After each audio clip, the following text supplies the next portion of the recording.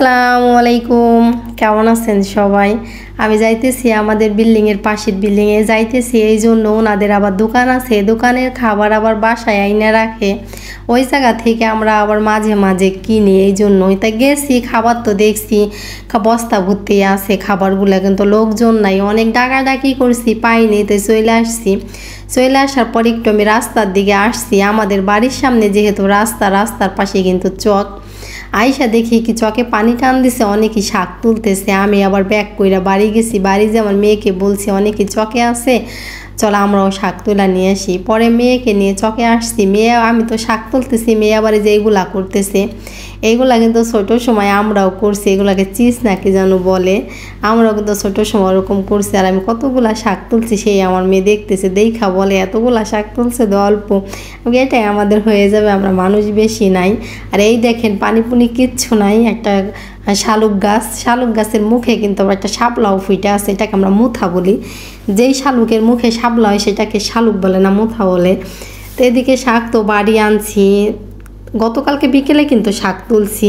আর এটা হচ্ছে তার পরের দিন সকালে। শাক কিন্তু সুন্দর করে আগে 2-3 বার ধুয়ে নিছি, তারপরে এক বালতি পানির ভিতরে ভিজাই রাখছি এই জন্য ছোট ছোট যদি কোনো কাদার কণা থাকে ওটা ভিজে চলে যাবে, এই জন্য। আর এই তো আমি শাক হলো কলমি শাক, তো কলমি শাকটাই বেশি, অন্য শাক আমি পাইনি। তো সুন্দর করে ঝিরি করে যে কাটে নিতেছি। অনেকে কিন্তু আমার থেকে এর থেকেও সুন্দর করে ঝিরি করে কাটতে পারে, কিন্তু আমি আবার এর থেকে পারি না। আমি যেমন পারতেছি এমনই কাটতেছি। কলই শাক আছে না, কলই শাক কিন্তু আমি কাটতেই পারি না। যাই হোক, এই শাক কাটে নিলাম। এদিকে আবার দেখি আমার ভাত হয়ে গেছে, ভাতটা নামাই নিব। শাক করতে কিন্তু আমার ভাতও হয়ে গেছে। আজকে সকালে গরম ভাতের সাথে কলমি শাক ভাজি খাবো, তার সাথে যদি হয়তো শুকনা মরিচ ভাজা, কিন্তু দুঃখের বিষয় শুকনা মরিচ আমাদের বাসায় নাই। শুকনা মরিচের গুঁড়া আছে, তাই শুকনা মরিচ আর ভাজতে পারি নাই। তাই শাকটাই বেশি করে মরিচ দিয়ে ঝাল করে ভাজি করে নিতেছি। আমি কিন্তু কলই শাকের মতো এই কলমি শাকটা ভাজি করি, তেলের উপরে রসুন দিয়ে দিই। আর পেঁয়াজ মরিচটা কিন্তু সবসময় আমার শাকের ভিতরেই থাকে। আমি অনেকেই শাক মজাইয়ে রান্না করে, মানে প্রথম পেঁয়াজ মরিচ লবণ দেওয়া মজাই নেয়, পরে কিন্তু বাগার দেয়, আমরা বাগারই বলি, পরে বাগার দেয়।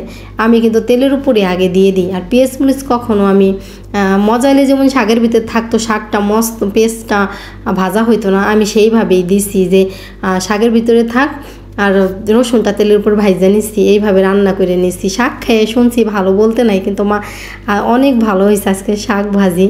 তা আমি তো রান্না করে বৈশা পড়ছি খাওয়ার জন্য।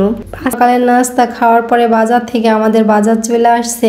অনেক দিন পরই আজকে নইসা মাছ আনছে। এই মাছটাকে নাকি নইসা মাছ বলে। এই মাছই মনে হয় আর একটু বড় হইলে মনে হয় রুই মাছ বলে, নাকি বুঝি না কিছু। রুই মাছও দেখি এরকম। তা আমি জিজ্ঞাসা করলাম এটা কি মাছ বলে, নইসা মাছ। তা অনেক দিন পরে আমাদের বাড়ি থেকে নইসা মাছ আনছে। তো মাছটা কাইটে নিতেছি আমি কিন্তু বরাবর সবসময় মাছ কাটি। আগে হয়তো আমার ছোট বোন কাইটে দিত, ছোট মাছ না কাটলেও আমার ছোট বোন বড় মাছটা কাইটে দিত।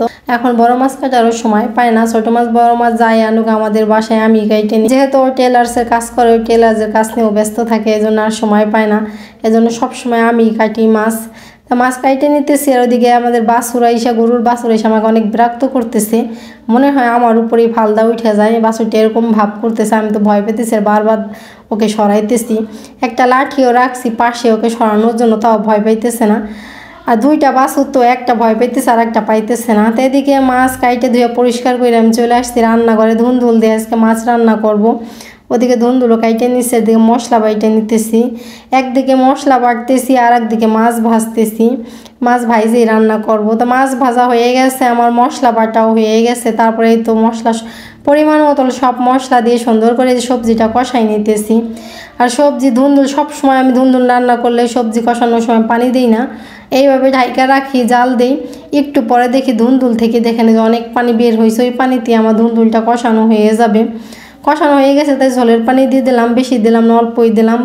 অনেকক্ষণ পর্যন্ত এই ঝোলের পানিটা আমি জাল করে নিয়েছি। তা মাছ ছেড়ে দিলাম, মাছ দিয়ে এখন অনেকক্ষণ জাল করে নেব। এদিকে হচ্ছে শাক বাইটে নিচ্ছি, শাক ফোড়ানি যেটা বলে, এটা বাইটে নিচ্ছি। এখন নামাজের আগ দিয়ে দিব। এটা দিলে আমার কাছে মনে হয় কি তরকারি শাকটা অনেক মজা লাগে, বরাবর সব সময় কিন্তু আমি তরকারি রান্না করলে শাক বাটাটা দেই আমি। আর এদিকে দেখেন রান্না করার সময় বিরক্ত করছে দেখে আমার এই দুইটারে ঘরের ভিতরে আটকাই রাখছিলাম, এখন সাইডে দিলাম। সাইডে দেওয়ার সাথে সাথে যার মার কাছে যাইতেছে দুধ খাওয়ার জন্য।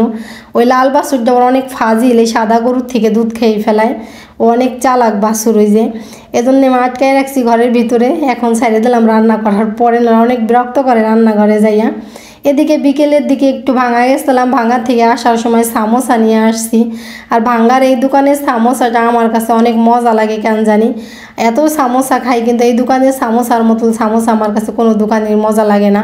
কিন্তু এই দোকানের সিঙ্গারাটা আমার কাছে ভাল লাগে না, সিঙ্গারাটার ভিতরে যে একটা ভাজি দেয় ওই ভাজিটা আমার একটুও ভাল লাগে না। আর রাতে এই যে আমার মা যেটা মান কচু দেখাইছে 2 দিন আগের ভিডিওতে, সেই মান কচু দিয়ে আমার মা দেখেন এই যে বড়া বানাইছে, ভিতরে কচু না আলু, জীবনে প্রথম খাইতেছি মান কচু, মনে হয় আলু খাইতেছি এরকম লাগতেছে, মনে হয় আলুর চপের বড়া খাইতেছি, এত ভালো লাগতেছে বলার মতন না।